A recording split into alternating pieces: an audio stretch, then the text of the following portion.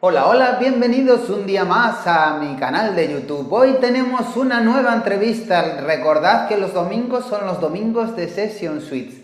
Y a la hora del Señor, a las 12 de la mañana, vamos a empezar una de las entrevistas más interesantes de los últimos tiempos. Antes de nada, vamos con la presentación. En Session Suite anteriores teníamos y hablábamos de muchos temas y muchos inversores en bolsa, de la comunidad inversora, de estrategias de inversión, de ahorro, negocios online.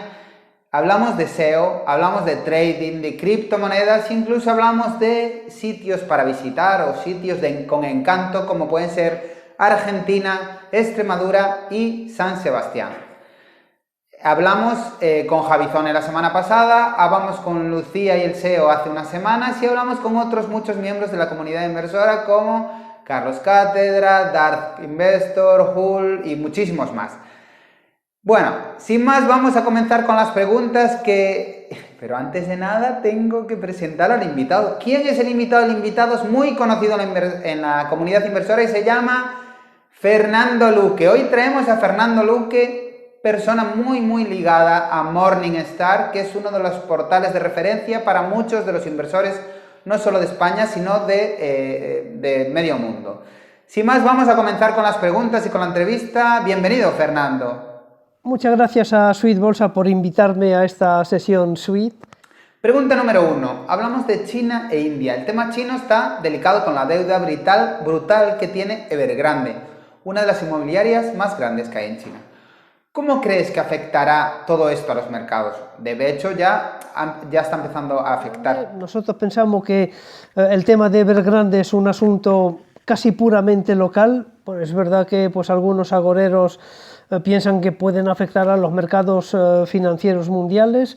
Es posible, ya veremos, pero en principio es un asunto local en la medida en que esto no se parece en absoluto a lo que ocurrió con Lehman Brothers hace ya algunos años. Y la prueba de ellos es que los bonos de Evergrande son bonos high yield desde hace ya bastantes meses, o sea que no ha tenido que coger por sorpresa a los inversores profesionales y de hecho algunos de ellos están aprovechando los bajos precios para comprar bonos de Evergrande.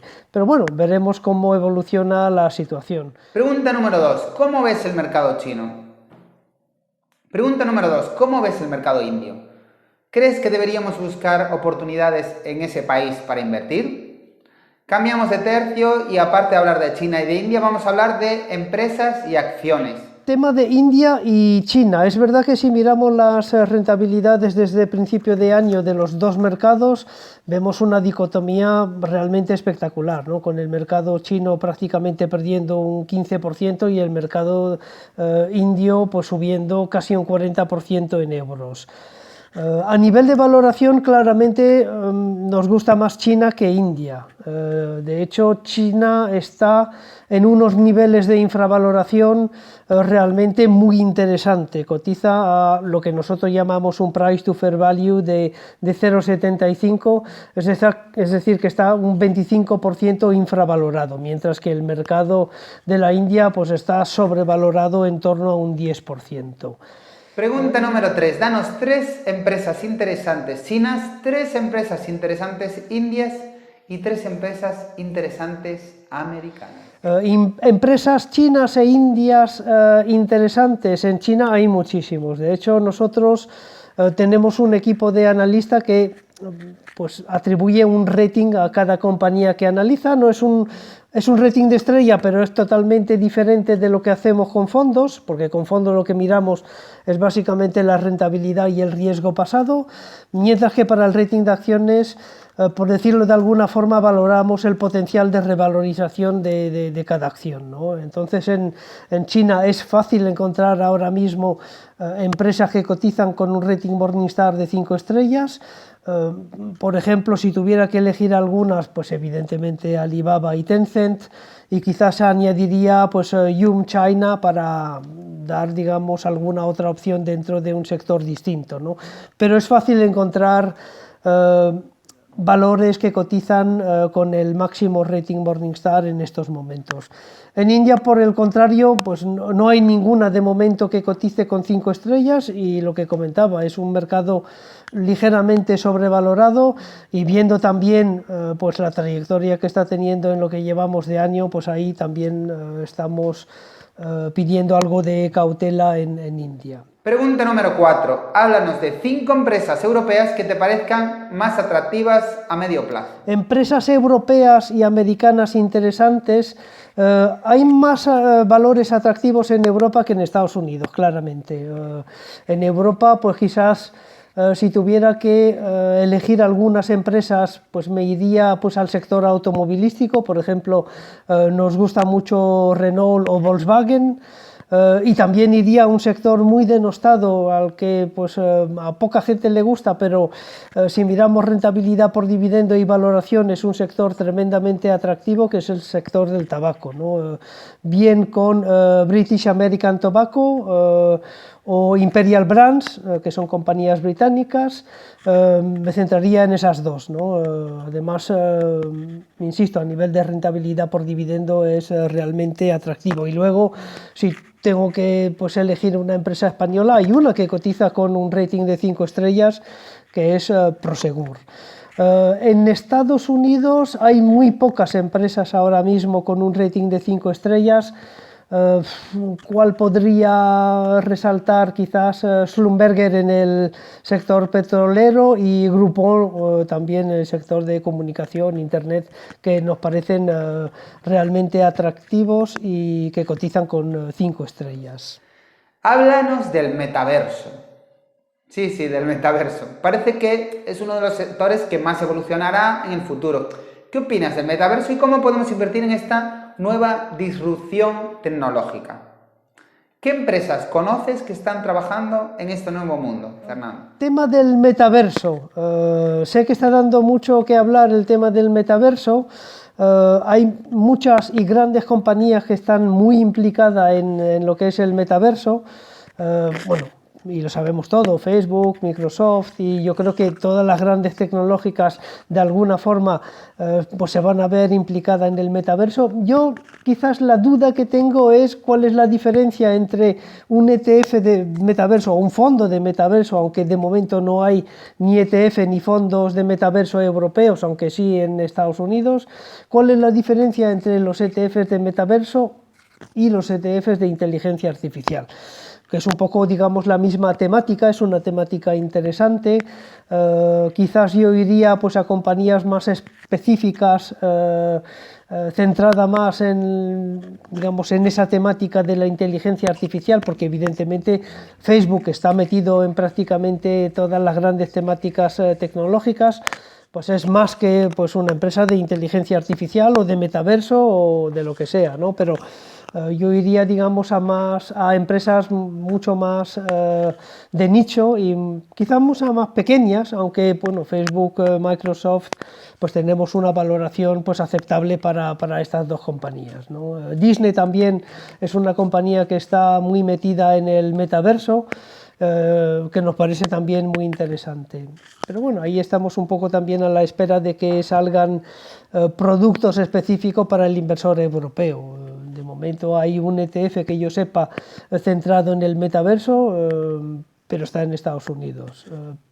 Pero repito, no creo que haya una gran diferencia respecto a los ETFs de inteligencia artificial. Pregunta número 6. Danos 3 sectores con futuros que podrían despuntar en los mercados. Es decir, haz un poco de Cathie Wood. En principio todas las temáticas tienen ahora mismo un futuro brillante. Estoy hablando, pues yo que sé, de inteligencia artificial, de blockchain, de ciberseguridad. Pues todas estas temáticas evidentemente tienen pues un argumento muy a favor de pues un futuro brillante. Lo que pasa es que, y eso es un poco el problema de los fondos o de los ETFs temáticos, es que las valoraciones importan mucho, ¿no? Entonces, para recordar un estudio que hicimos ya hace algunos años sobre los fondos temáticos, a corto plazo pues pueden funcionar muy bien, pero a largo plazo generalmente los ETFs referenciados a las bolsas mundiales tipo MSCI World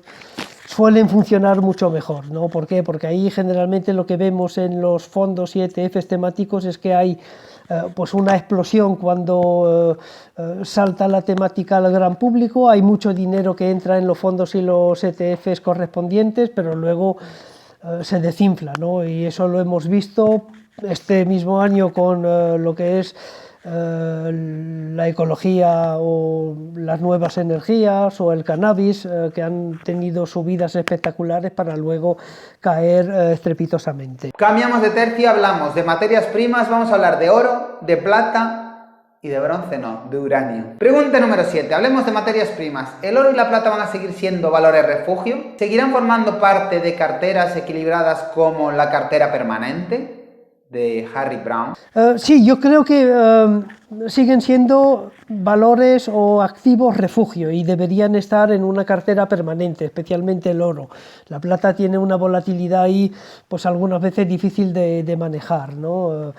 Pero si vemos, por ejemplo, todas las grandes caídas de la bolsa, en esos periodos el oro se ha comportado bien.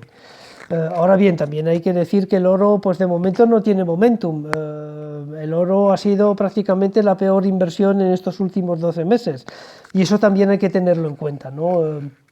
Pero como elemento diversificador dentro de una cartera diversificada, yo creo que el oro tiene un sitio claro dentro de esas carteras, ¿no? Además, yo pienso que vamos a vivir un entorno de tipos de interés bajos porque los bancos centrales no pueden permitirse el lujo de subir mucho los tipos de interés a corto ni los tipos de interés a largo.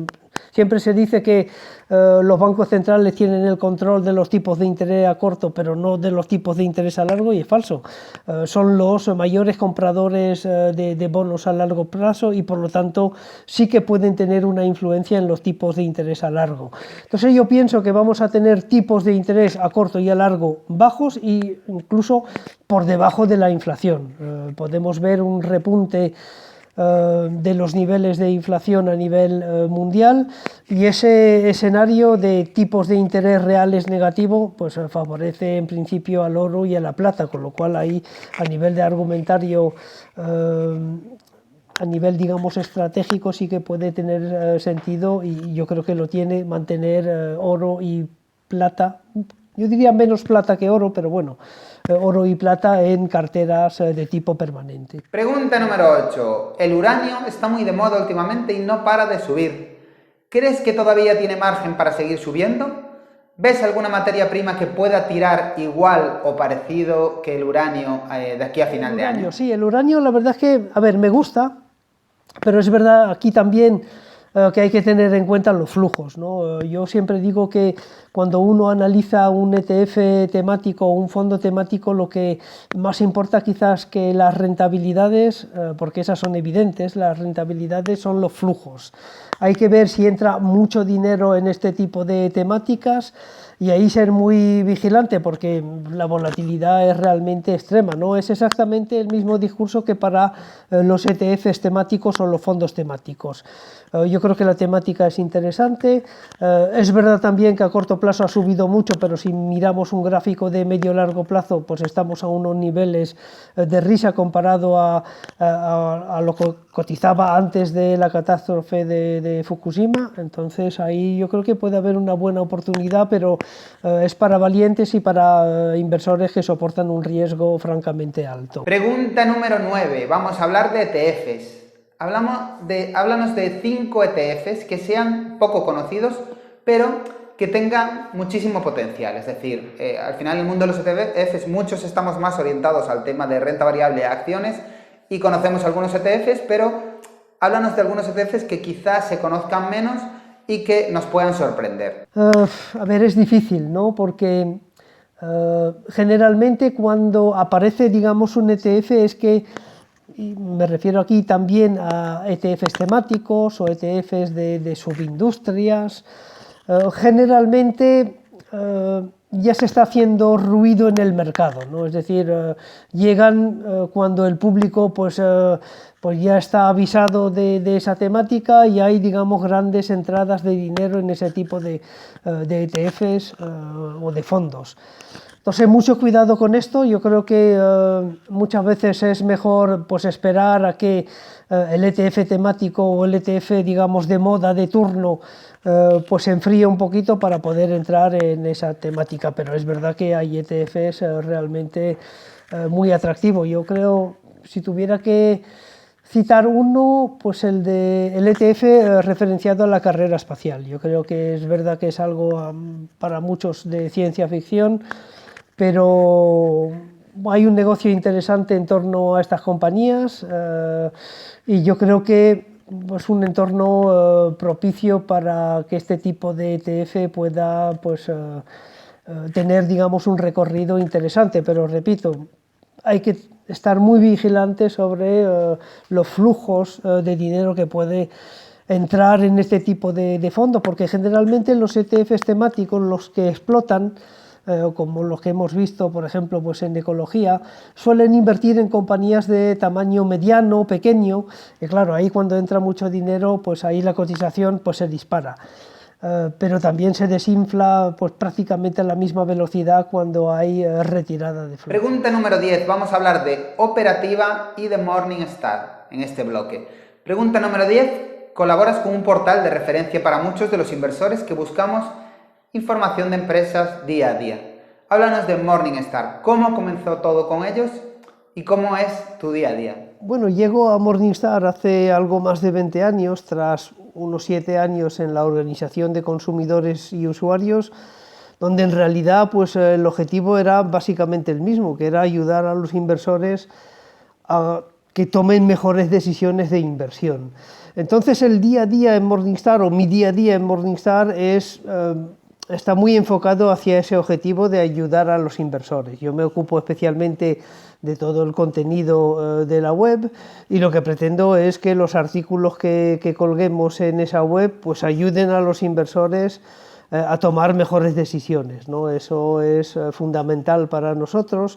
Luego es verdad que en el día a día pues también hay tareas, por ejemplo, pues de ayudar a la prensa cuando me piden tablas, cuando me piden datos y en realidad también es ser un poco pues, el representante de Morningstar aquí en España. Pregunta número 11. Háblanos de tu operativa, cómo haces tus operativas y cómo es tu estrategia. ¿Cuál es tu operativa para salir de las operaciones? Que eso seguro que le interesa a mucha gente porque es uno de los errores más comunes que cometemos. Sobre mi operativa, yo diría que está muy enfocada hacia, y no es ningún secreto, hacia el factor momentum, ¿no? Que es uno de los grandes factores de rentabilidad, además del value, del growth, de la volatilidad, del dividendo. A mí siempre me ha traído el momentum porque yo creo que el momentum te permite estar, por ejemplo, en valores de tipo crecimiento cuando el crecimiento está tirando o en empresas de tipo valor cuando el value pues lo está haciendo bien, porque básicamente lo que hace el momentum es privilegiar aquellos activos que muestran fortaleza, ¿no? Entonces todo el sistema está un poquito basado en ese factor momentum. ¿Cuáles son, digamos, las estrategias de entrada? Hay distintas estrategias, pero básicamente me fijo mucho en lo que es la media móvil de las últimas 52 semanas. ¿Por qué las últimas 52 semanas? Porque habitualmente el sistema Momentum está muy relacionado con la rentabilidad en los últimos 12 meses. Es verdad que los ETFs especializados en Momentum también incorporan rentabilidad en los últimos 6 meses, pero básicamente podemos decir que el gran filtro que utilizan los ETFs de Momentum y los fondos que invierten siguiendo este factor es la rentabilidad en los últimos 12 meses. Yo utilizo la media móvil, que es un poco una forma de recoger un poco el comportamiento del activo en ese periodo. Estrategia de entrada, pues yo pues estoy, digamos, vigilando pues activos que sean capaces de superar esa media móvil de 52 semanas y que además puedan también superar lo que yo llamo pues unos mínimos relevantes, que no son otro que pues unos mínimos donde uno puede visualmente realmente establecer pues unos niveles de soporte, y si el precio es capaz de superar tanto esa media móvil de 52 semanas como esa serie de mínimos relevante, pues ahí tenemos una estrategia de entrada. Las estrategias de salida yo creo que son quizás más importantes que las estrategias de entrada. Yo ahí no me complico mucho, yo tengo en mente pues una rentabilidad que para mí sería muy satisfactoria, que por ejemplo pues obtener un 10% en los últimos 12 meses para mí sería pues ya una rentabilidad francamente importante, y yo básicamente me fijo, digamos, en esa rentabilidad obtenida para salir del activo. Cambiamos otra vez de tercio y nos vamos al bicho, nos vamos a Bitcoin. Háblanos de Bitcoin, ¿a dónde crees que llegará en 2022? ¿Se va to the moon? ¿Superará los $100.000? Cuéntanos. ¿A cuánto llegará en el 2022? Honestamente no tengo ni la menor idea, no soy un experto en Bitcoin. Veo muy atractivo el asunto de las criptodivisas y del blockchain, aunque son temáticas diferentes. Yo creo que de alguna forma el problema del Bitcoin y de otras criptodivisas, pero sobre todo del Bitcoin, es que, bueno, en realidad está compitiendo con los propios bancos centrales, ¿no? Porque los bancos centrales lo que quieren es, de alguna forma, mantener el control de la masa y de la oferta monetaria, y ahí, pues, claramente el Bitcoin es un competidor muy potente para los bancos centrales. Entonces, no sé muy bien cómo acabará esta lucha entre bancos centrales y Bitcoin, aunque también los bancos centrales están ahí pues intentando sacar su propia criptodivisa, pero no tengo ni la menor idea de hacia dónde puede dirigirse el Bitcoin de aquí al 2022. Y la pregunta número 13, la última pregunta de la entrevista, que es la pregunta de la ilusión. Cartera de 5 activos en 2030 pueden ser fondos indexados, ETFs, acciones, bonos, inversión inmobiliaria, lo que queramos. No puedes tocar y tienes 500.000 euros. ¿Dónde invertirías ese dinero sin poder tocarlo hasta 2030? Mira, yo no me complicaría la vida. Yo creo que en materia de inversiones lo más evidente suele ser muchas veces lo más rentable. ¿Y qué 5 ETFs elegiría yo para una cartera de largo plazo? Bueno, yo diría que no me hace falta ni 5 ETFs. Yo creo que con 3 o 4 ETFs tengo de sobra. Primero, un ETF sobre renta variable global, un ETF referenciado al MSCI World, el clásico básico. Hay mucha oferta y son muy baratos. También incluiría un ETF de mercados emergentes, en menor medida que el MSCI World, evidentemente. También incluiría small caps. Y pues un poco para hacer referencia al punto anterior, pues también incluiría un ETF de oro. ¿En qué proporción? Pues en gran proporción, gran parte de la cartera debe girar sobre el ETF de MSCI World, sobre renta variable global. Y luego como satélites, pues los 3 que he mencionado, emergentes, small caps y oro. Bueno, espero haber contestado a todas tus preguntas y de nuevo, pues te doy las gracias por haberme invitado a esta sesión suite. Muchas gracias, hasta luego. Y nada más, muchas gracias por llegar a todos a este punto del vídeo. Gracias, Fernando, por tu colaboración, por tus respuestas, por tu tiempo. Ha sido una entrevista fantástica, nos ha gustado mucho. Nos vemos pronto a todos. Chao.